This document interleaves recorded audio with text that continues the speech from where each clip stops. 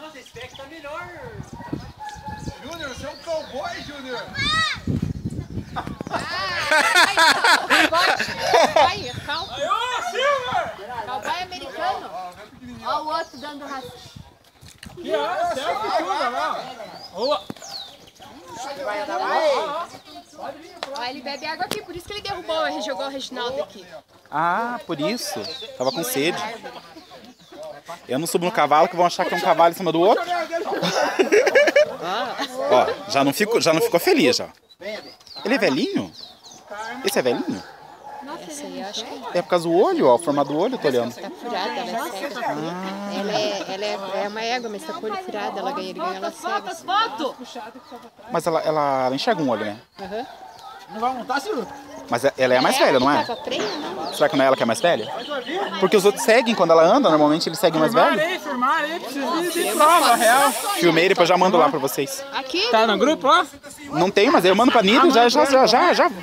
Alguém tem. Filmar, senão eu vou falar que é mentira. Na verdade, acho que eu devo ter todos vocês, só que não tô no grupo. Você saiu do grupo?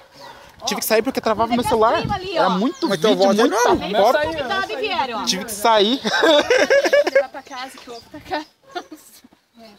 Ninguém tá dando nada. Não tem mais corda, aqui tem outra corda. Ó, mano, vai, mano. Reginaldo. Isso, mano. Ah, olha, eles andam atrás, não. É porque acho que ela é a mais velha. Quando a gente... É que daí eles seguem atrás do mais velho.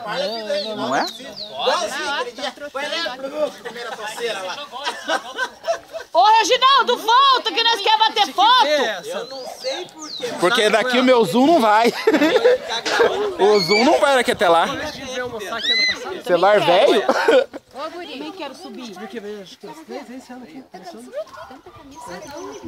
Daí tá cheio de mata que o Leão subiu em cima do cavalo e foi pro meio do mato. Eu filmei você tropeçando no barro aí.